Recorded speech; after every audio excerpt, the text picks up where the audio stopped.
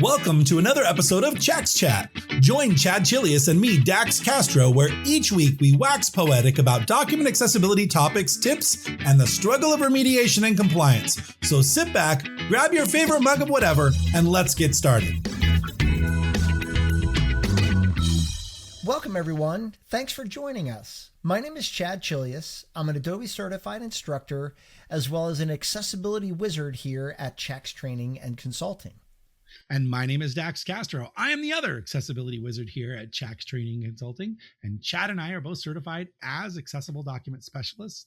And if you'd like your certification too, head on over to accessibilityassociation.org and click on certifications to get more information. Hey, Chad, how's it going, buddy? Going well. How are you doing? Awesome. Waiting for this rain to be over. I cannot wait for this to stop raining. We're getting flood areas in our part of the town and all sorts of stuff. So, I have my telescope. I'm ready to get out and shoot some more astrophotography, but stupid clouds are in the way. That's just the way it goes. Yeah, for sure. I know the temperature's like in the 40s now here. And the snow is finally melting. The snow was hanging out for way too long, but the snow is finally melting. I was able to get on a bike ride last weekend, so really excited about that. And I don't know, just kind of looking forward to spring. We've already started planting our garden. We've already got the little containers started with all of our little starts, and we are past our last frost, so we're into that zone. So we're good to go. Zone 9 is so nice. Here in the Northeast, I thought it was St. Patrick's Day. For us is like the official end of potential frost. But I think that might have shifted a little bit, with whole global warming and everything. Well, we're going to do a lot of aquaponics this year, so I'm excited to see how that all goes with the koi pond and all that good stuff. So that'll be fun. Yeah, awesome. Well, everyone, enough of our banter back and forth. In Chax style, we are going to talk about a controversial topic today. The one remediation tool you should have. And I know everyone has got bated breath. They saw the title, they clicked on it to listen to what's going on. And I'm going to give it to you right now. There is a single tool, but it depends on a bunch of different questions. There is the best tool given a certain circumstance. And we're going to run through what some of these circumstances are. Right? So the first two, I think, are whether you start with the source where you have access to the source file or don't have access to the source file, right? And I think that is an important distinction, right, Chad? It really is. And I mean, I think it's important for everybody to understand that not all source documents are created equal, right? I know we asked the question, do you have the source document? But some source documents are kind of useless, right? That they're not going to really help us. Excel would be one of the first ones that come to mind, that if you start with an Excel document, I'm sorry, you really need to move into getting out of Excel into Word or into InDesign. We just taught a class on Excel. And I will say that there is a good case to be made for why you would use Excel. You're doing pivot charts, complex calculations.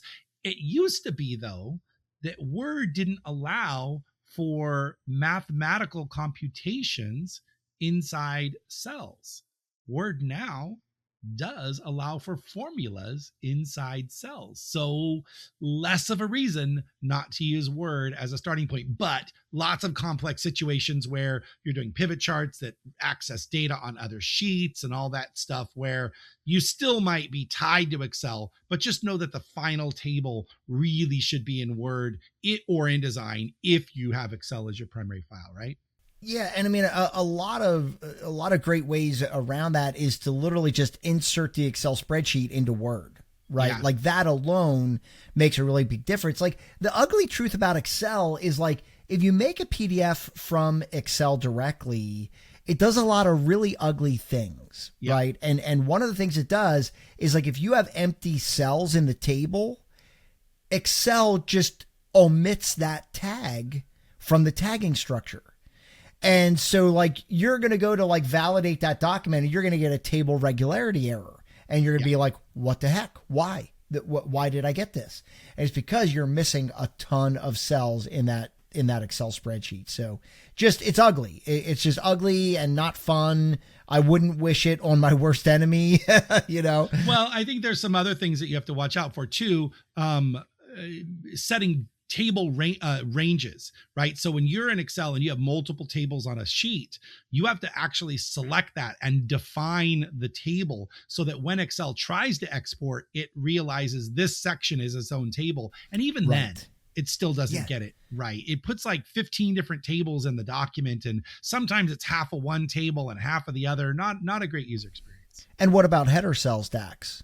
Well, they do not come out correctly. They do not get the right scope. You can't set complex associations. And some people think, well, if I give someone the Excel file, that's going to be more accessible. No, because if you've locked stuff down, if you've made fields uneditable, they aren't readable if they aren't editable. So we see people a lot using Excel for forms, and you're like, great, you better put all that stuff in the tooltip, because they cannot access the actual label you might have put in column 1. So anyway, I don't want to make this about Excel. I think we've got off on a big tangent, but having access to the source file makes a huge difference on what tool you might use. So if you have access to the source file, Chad, and you are in InDesign, what is the main tool you should have? MadeToTag every day of the week. I will promote that tool till the very end, because it's been such a game changer for me. You know, I've been using MadeToTag, I think it's going on 4 years now. Mm-hmm. And when I started using it, it was just such a game changer, right? Like compared to how much work I used to have to do to clean up that PDF after exporting from InDesign. You know, I always say it used to be like 80-20. Right, we're at about 20% of cleanup to do after the PDF was made. With MadeToTag, it's more like 5 or 3%. Yeah, you know, so it's really like very minor cleanup that I got to do to get it fully compliant. Yeah, right. And if you're in Word, if you're starting with a Word doc, what's your favorite tool there? There's a couple of options there, but the one that you and I are really pretty passionate about is a product called Access Word. That's AXES Word. It's made by Access 4, the company. And it's a really great product. They really did a great job, because what I like about it, Dax, is that it's really just a plugin for Word. Right. So you keep using Word like you use Word. Hopefully the way that you're supposed to be using Word, which is using styles, because Access Word leverages heavily the use of styles correctly so that it can fix a lot of the stuff that you export incorrectly. Yeah. But we know that Microsoft itself has actually done a huge amount of improvements. We've had them on our podcast. If you haven't listened to that podcast, go back or go on our YouTube channel and watch that podcast where we had the dev team on from Microsoft talk about some of their improvements, which have been groundbreaking. And so definitely, even just file, save as, and then change that to PDF is a tool itself in itself versus the Acrobat save as Adobe PDF. In fact, we don't recommend that at all anymore. It's funny how we've changed, Dax, right? Yeah. Because like years ago, that was the way to do it. Yep. And you and I have changed our thought process on that, because the reality is Adobe hasn't updated that tool in quite a long time. Yeah. I want to say 10 years or so, right? Yep. I mean, there really hasn't been any improvements, where the fact that Microsoft is actively making changes and improvements to it is really a big game changer for us. So now we recommend the Microsoft way of making the PDF, which is kind of ironic, right? But we're recommending the Microsoft approach instead of the Adobe approach. We just get better results. Well, I will say we're going to do a future podcast on this topic that I'm about to say on its own. But Microsoft has made a groundbreaking improvement to Microsoft Word. It's the ability to paste MathML directly into Word and have it produce an accessible PDF that reads the math correctly using the MathCat plugin that's already part of NVDA, and it allows you to actually hear the equation like you're supposed to hear the equation. It also writes alt text if you don't have MathCat or you're not using NVDA. So it's a huge improvement to having to manually write all that stuff in the past. They just did a podcast or a blog article releasing that. And I think we're either going to have them on the podcast or we're going to do an entire show just devoted to that in the future. So keep an eye out for that. So yeah. So then let's see, other source files. And actually, before we move on, it's worth noting, I don't want to make it sound like Access Word is the only product out there, right? Like CommonLook has a product called CommonLook Office. Yeah, but see, here's the thing with CommonLook Office, right? We love CommonLook. CommonLook's a great program. It does a really great job. CommonLook PDF. CommonLook Office is I make my Word doc, I run it through CommonLook Office, I get some errors and some reports and some things and some decisions. It's kind of a two-step process. And if there's something that I need to fix, I've got to go back to my Word doc again and do that whole process over. Not in love with that. And that's why I stressed the reason why I like Access Word so much is because it's just a plugin for Word, and I keep using Word normally. Yes. Without any unique, and I don't have to jump through hoops. So yeah. Anyway, PowerPoint, right? Yes. PowerPoint's another one of those products that does allow me to make accessible content. There is also a product by Access 4 called Access Slide. Right. And Access Slide is a plugin for PowerPoint, similar to Access Word, that does make improvements to the output of the PDF from PowerPoint. Right. One of the things they recently added was the ability to control the order of objects directly in Access Slide.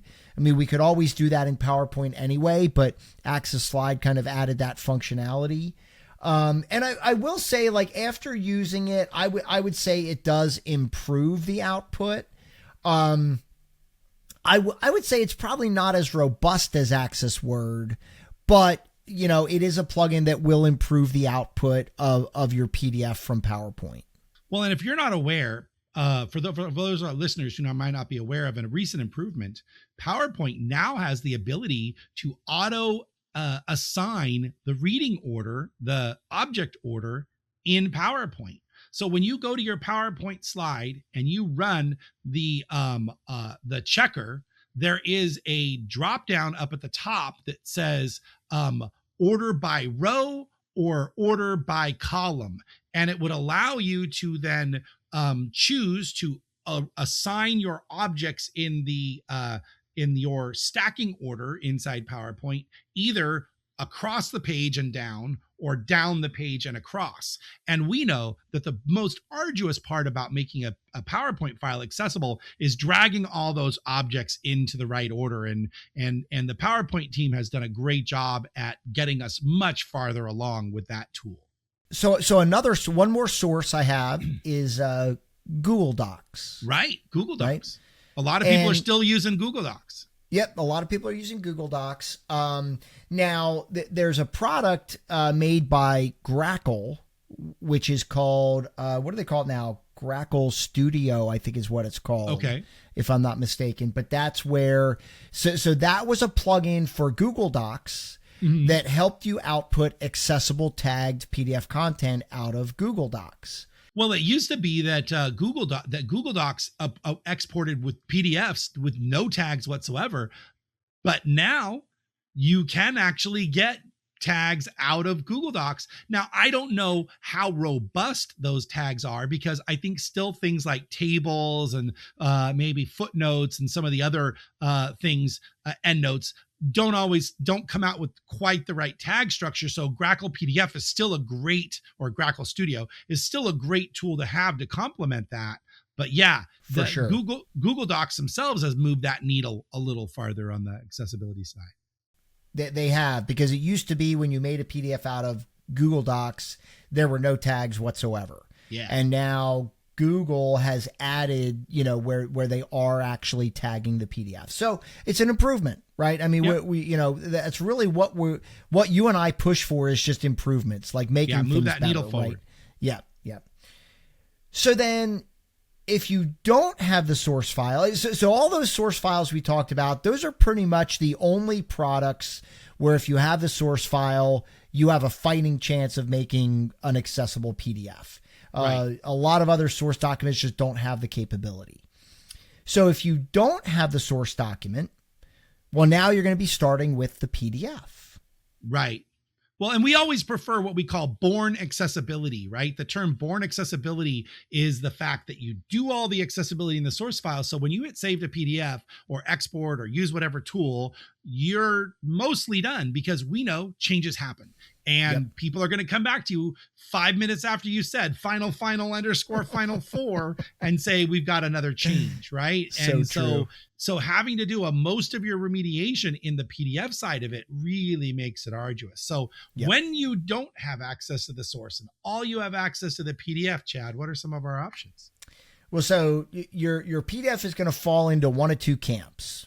You're either going to have some tags or you're going to have no tags. Right. Right.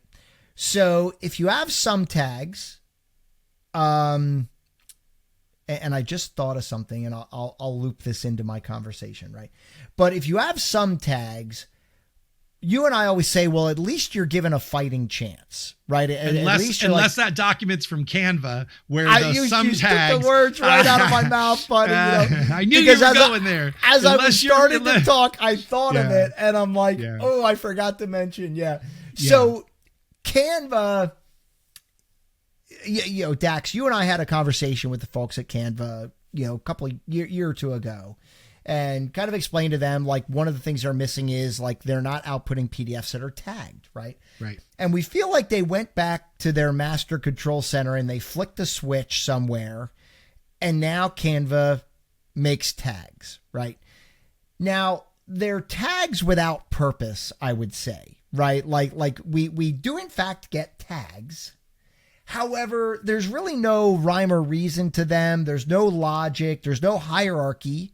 Right. I mean, mostly all we get is P tags. Right. Well, I will say, here's what I've learned about looking at Canva tag documents.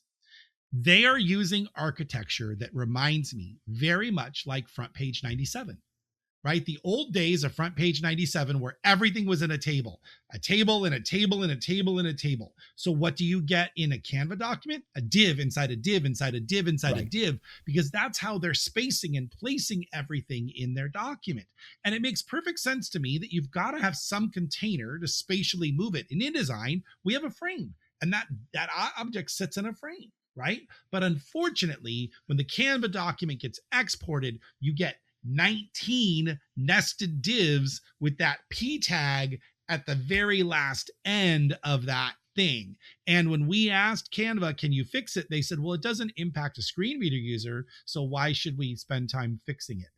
And I had to bite my tongue there for a second. Your tongue. and not say, because it should output code correctly and not buried. But the reality is they built their content on an engine that creates content in a very specific way. And to go all the way back to that foundation is something that we know that Venngage did. They went back and re-engineered their engine and said, okay, what are we doing? And they did the thing that Canva really should do. And they created an engine that now exports completely accessible, if you do the right things, content in a way that the tag structure makes sense. Well, and I don't want to harp on this at all, but I actually had to work with a Canva document recently, and I was having trouble with tagging some of the content, right?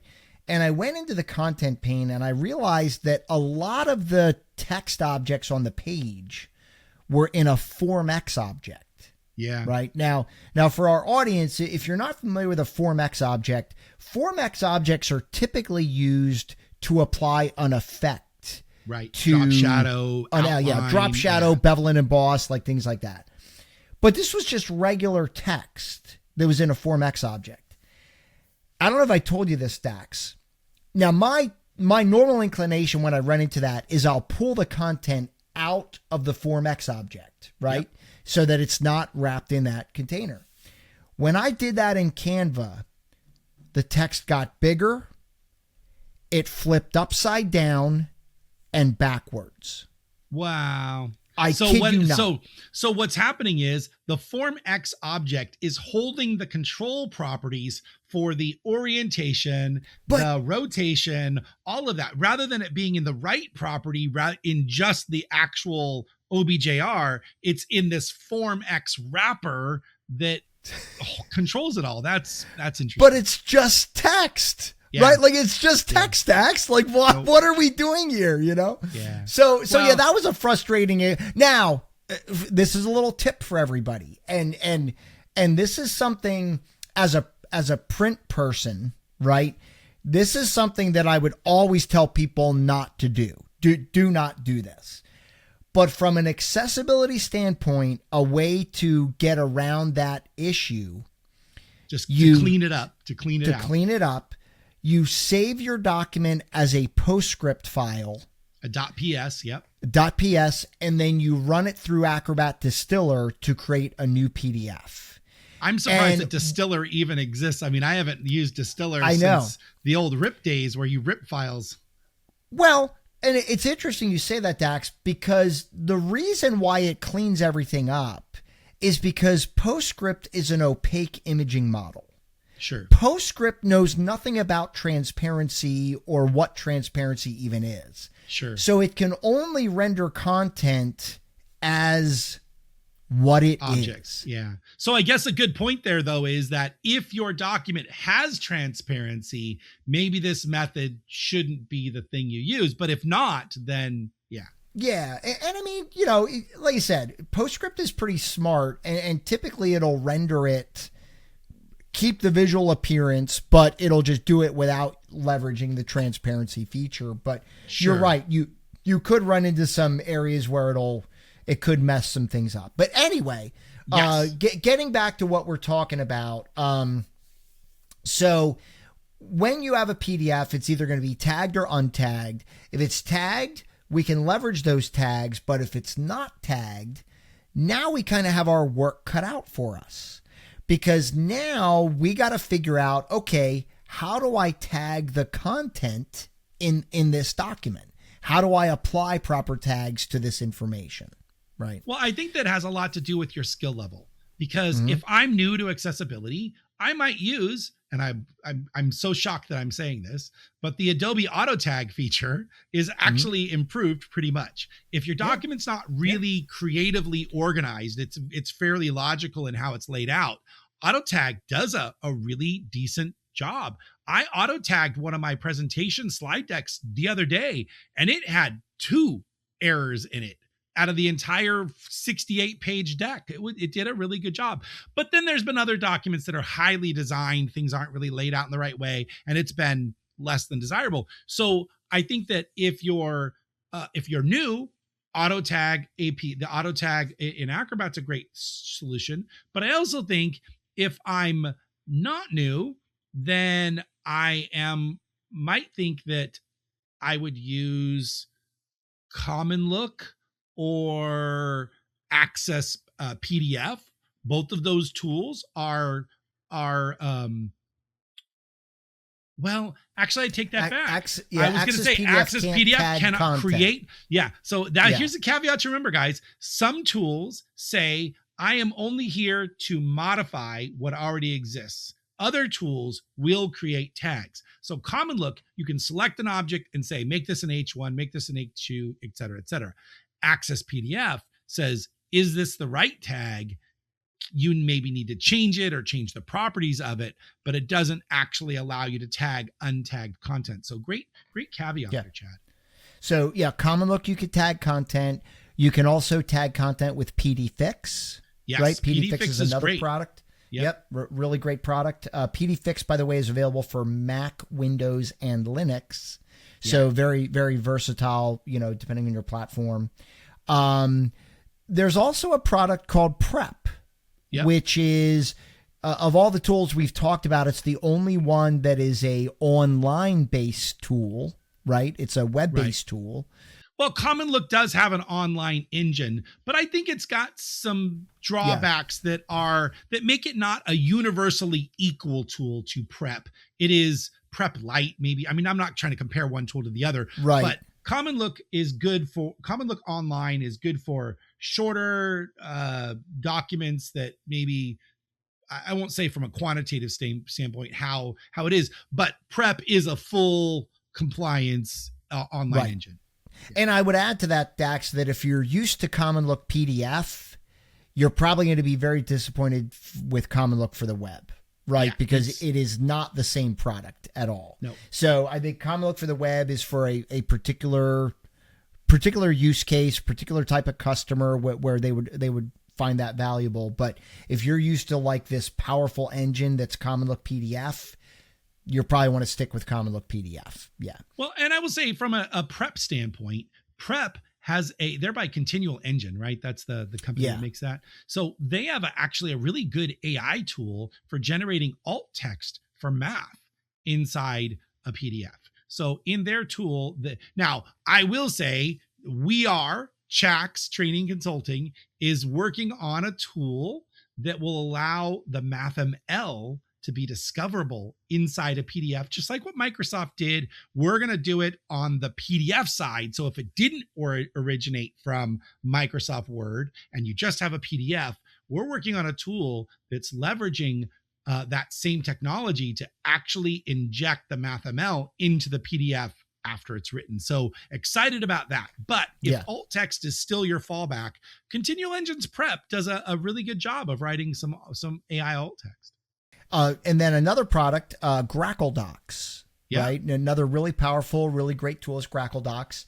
Now, this one's a little tricky right now because at present, Grackle Docs is kind of like Access PDF, where it can only deal with the tags that you have in your file. It can fix them, it can fine tune them, it can add attributes, it can do all that good stuff, but it can only do it to the existing tags. Now, I have it on good accord from their people that they're working on the ability to tag content in the PDF file as well. So they're kind of expanding, what Grackle PDF is able to do, and probably eventually we'll be able to tag content using Grackle PDF as well.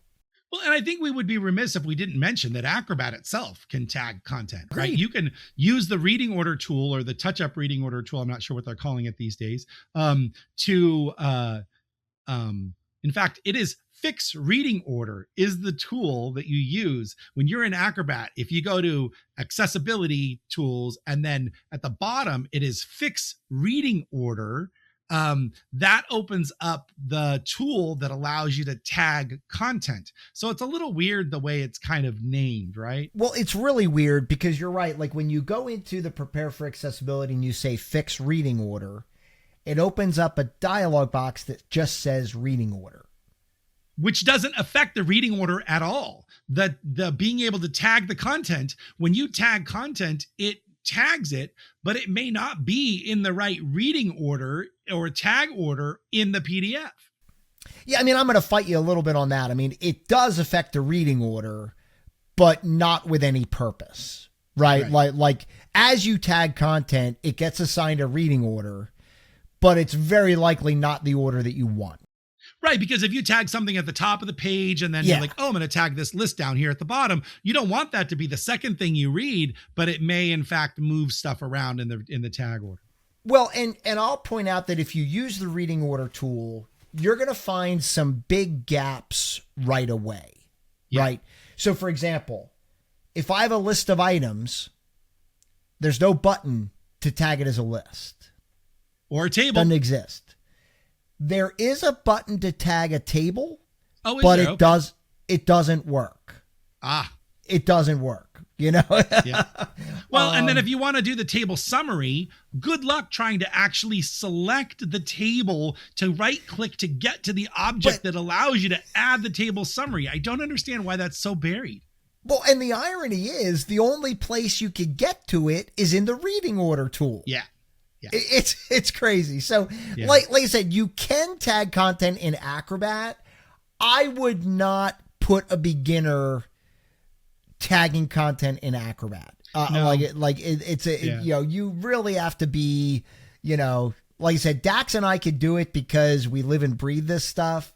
But like to teach somebody how to do it in Acrobat, it's not great. I would use, again, CommonLook, a great tool, PDFix. Like with both of those tools, you could select a list and say tag it as a list. Yep. And it does a fantastic job. It tags the bullet as a label, the text as an L body. It does it perfectly. So we've talked about the different source files, the different source files you're starting with. We've talked about whether you're on a Mac, you've got PDFix, right? If you have a scanned document, right? A scanned document, one of the best tools that we know of. Now, Acrobat does have an OCR tool inside Acrobat, and it does work okay. But if you've got third generation scans that are skewed and tables with shading that are like really crappy content, Abby Fine Reader, ABBYY Fine Reader, is a great program to handle those. And in fact, it does add the tags and the structure, and it allows you to identify suspects and applies those rules. It does all these really great things, and it's not very expensive. It's like $15 a month or something. It's really cheap. Yep. And so it is a indispensable tool if you are doing a lot with scanned text content. Yes. Now, all of these tools that we've been talking about are all paid products. Right. Yep. They all come with a price tag. Each one of them has they're priced differently. Some of them more expensive than others. There are a few tools that we like to use that are free. Right. And one that you and I use day in and day out is a tool called the PAC 2026 Checker. Yep. And it is a fantastic tool because it will check your document to both the PDF UA as well as the WCAG standard. Yeah. Acrobat can't do that. Which means it has actually improved their color contrast ability over the past iterations, right? So it would be very problematic. You get lots of false negatives or positives in the early versions of PAC Checker, but now they've refined that much more. My only qualm with the PAC Checker right now is the quality tab. Like why give me a warning for bookmarks if I have a 2-page document? That makes no sense whatsoever. And right? So to that point, Dax, like I always tell people to kind of ignore, and there's actually 2 tabs now. There's a quality tab, and they now have an AI tab that attempts to kind of like identify potential problems. Now, the AI tab is notorious for saying, you've got text in your document that's tagged as an artifact. I see this as a problem. Right. And it certainly could be, but it also could not be a problem, right? I tagged it as an artifact on purpose. Yeah, I did that on purpose because I didn't want it to be. Like a great example, Dax, is when people love to, like at the bottom of the first page, they'll say, continued on next page. Right.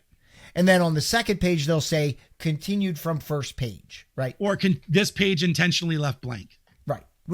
People don't need to know that. Right. They don't need that information. It's not helpful.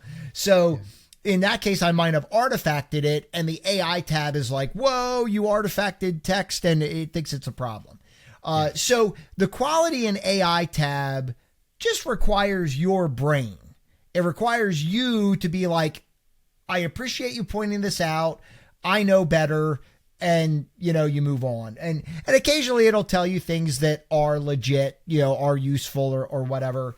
But for the most part, you'll find that a lot of the stuff it brings up is like not a big, like Dax said. It says, you don't have any bookmarks in this document. I'm like, yeah, it's a 2-page document. Bookmarks aren't very helpful, Well, and bookmarks are not accessible for people using assistive technology. If I only have a 2-page document and I make bookmarks for each of the sections on the pages, as a person using NVDA or JAWS, you go to that bookmark and activate it. It does not take you to that section of the document. It only takes you to the top of that page. So that's why table of contents and text anchors or destinations are much better helpers for people using assistive technology than bookmarks.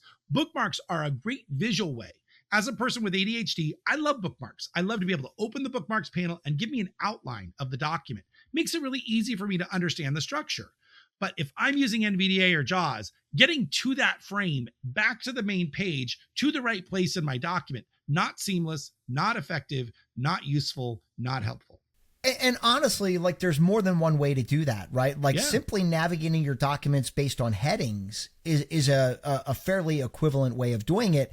And the shortcut in NVDA is insert F7, which will bring up a list of your headings, right? Which is another way of navigating. So, you know, WCAG does have a requirement which it calls multiple ways. Yes. And multiple ways says give the user more than one way to navigate your document. And so, you know, that's one of the ways you can satisfy that requirement is by giving them a table of contents, giving them heading structure, right? All of those things help satisfy multiple ways. Yes. So some of the other free tools that we use, Callus PDF Go HTML. Now, the pack checker has a tool in it called preview, screen preview, and that really does work kind of like Callus PDF Go HTML. But I find the pack checker adds a bunch of tag structure to the visual view that makes it really not as easy for me to understand the content. I much prefer the display of Callus PDF Go HTML. And that's CALLAS. We'll put all the links to, or at least all the names to all of these tools in the show notes on our YouTube channel. So if you haven't gone to our YouTube channel, it's at A11Y, or you can just go onto YouTube and search Chax Chat. You'll find this episode. Look in the information underneath the episode, and they'll be all there. So Callus PDF Go HTML, great for finding table errors if there are gaps or structure, especially if you have rotated tables in your document. Acrobat cannot render table editor for a rotated table. And even if you rotate it back and try to edit, it still won't let you do it. It's just not optimal. So painful. Callus PDF Go HTML is a great tool to be able to look at that. Yep. So the other one that's free is, of course, NVDA. And if you're not listening to your document using a screen reader, you are not doing your entire job, right? You definitely want to make sure that you're listening to your document using assistive technology. Now, JAWS is paid, but here's what I found out about JAWS is that JAWS, you can buy a single user subscription for JAWS for $100 a year. The corporate license is like $1,600 a year. Yeah. I'm like, okay, well, why would I ever buy the corporate license when I can just buy the single user license for $69 or $99? It's money well spent. Yeah, I think JAWS calls it the home edition. Yes. JAWS Home. So as long as you're like an independent person and you're just using JAWS, you just buy the home version. That's going to be appropriate. Another great free tool is the TPGI color contrast validator. It's a very great tool. Like one of the things that we need to do as content creators, designers, is we need to ensure that the content that we are creating, that the colors we use meets minimum color contrast. Right. And this is really hard to do by eye, guys. Like there are some colors that are easier than others, like yellow and orange. You could pretty much just guarantee it's not going to meet minimum color contrast. But other than that, it's really hard. I think, Dax, you're pretty good at this, but I know for me, like I look at colors and I'm like, I really don't know. I gotta pick it up using the validator. But the validator, it tells you what the contrast ratio is.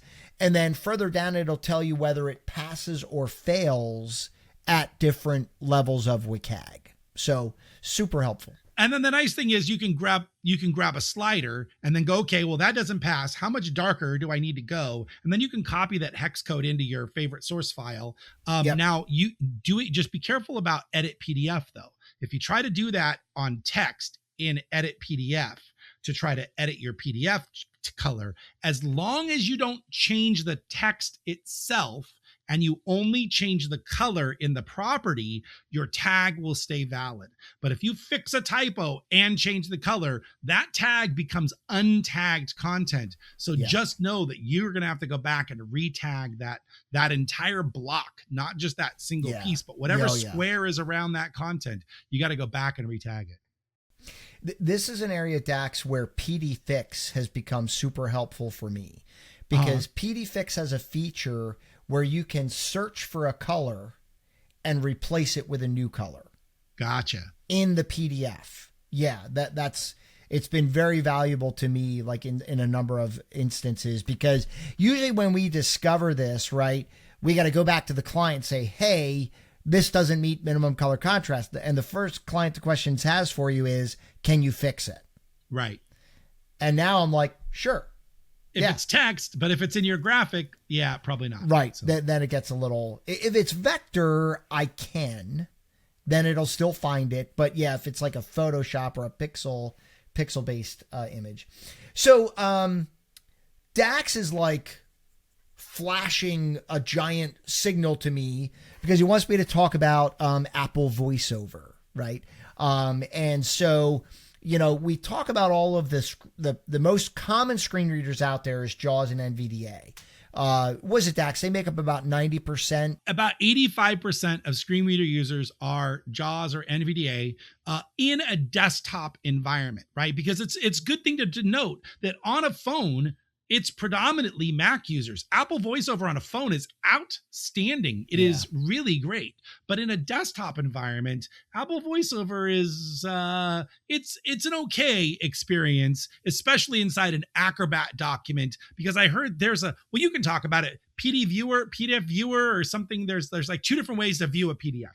Yeah, so like Apple VoiceOver, if you try to use it in Adobe Acrobat, it doesn't work very well. And it often is like very inconsistent as to how it works. So in order to test a PDF using Apple VoiceOver, you need to open the PDF in the Preview application. Gotcha. And Preview is basically Apple's default PDF reader on a Mac, right? Yeah. One of the first things I do when I get a new computer is I say, no, don't open it in Preview, open it in Acrobat, right? That's what I do. But when it comes to VoiceOver, I actually implicitly say open with Preview, and then it reads pretty well. Now, is it perfect? As you pointed out, Dax, no, it's not perfect. There are areas that I found that VoiceOver falls short. Like I found that actual text does not work in Apple VoiceOver. It doesn't recognize it. So if you added actual text to text or a graphic, you're not going to hear how it's really supposed to sound. So there are some shortcomings of VoiceOver, but I would say it's still a legitimate way of testing your document, as long as you're aware of those shortcomings. Not a big deal. It works pretty well. And if you're in a Mac environment, right, aside from setting up a Windows environment like I do, it's your only option. Well, the other thing to remember is that since we're on this topic, that listening to a PDF in a phone versus in a browser versus on your PC versus on your Mac are all going to give you slightly different user experiences. So if you get a boss or your organization says it all must sound exactly the same, and you're trying to chase that perfect holy grail of all of them sounding equal, you're not going to get it. It's just not going to happen. It is just not the same engine. It doesn't read the same way. Even though you're using the same technology, the wrapper itself is different for each of those scenarios. And I would also say to our audience, like, don't be afraid to speak up, because I was talking to a client last week, Dax, and their IT department said, you can only use Microsoft Narrator to test your document. Yeah, you can't even test that in a PDF. It doesn't read inside Adobe Acrobat. I know. And that's why I was like, somebody made a decision without understanding what they were making a decision about, because it's not even possible for you to do what they're asking you to do. Right. Yep. So don't be afraid to speak up, everybody. You know, that there are times when, you know, making a decision might make sense, and there's some knowledge behind it, there's some testing behind it, but in other cases you need to open your mouth and be like, listen, I don't think this is a good choice. This is not going to be conducive to, you know, us being able to test these documents and just make them aware. Awesome. Well, I hope today, guys, we've covered a lot of ground. We get this question all the time in our PDF Accessibility Facebook group, of which, if you're not a member, go there now. We have almost 6,000 members in that group, which is amazing to me. It is literally the world's largest group of PDF accessibility focused people. And it's a great place for information and to commiserate if you're, you know, so great, just want to complain, right? Oh, because yeah. that happens, right? We get you. We feel you. Plenty of people willing to complain with you. Yes, we are your people. So go look on Facebook, PDF Accessibility. Our YouTube channel is A11Y or Chax. You can look up Chax Training Consulting or Chax Chat on YouTube and we'll come up. We just passed 1,000 followers on YouTube, which is really super. So sweet. keep following us. So awesome, Chad. This has been really great. Again, let's go watch on YouTube, because all of the programs that we listed are going to be listed in the text in our YouTube channel. And you can go on our YouTube channel and get the transcript. At least you can read the transcript by going down to the information below the YouTube video, and then you'll see a little word that says transcript. When you click on that, the transcript will open up and you'll get that transcript for our podcast. Awesome. Well, thanks everybody for joining us. My name is Chad Chilius. And my name is Dax Castro, where every other week we unravel accessibility for you. Thanks, guys.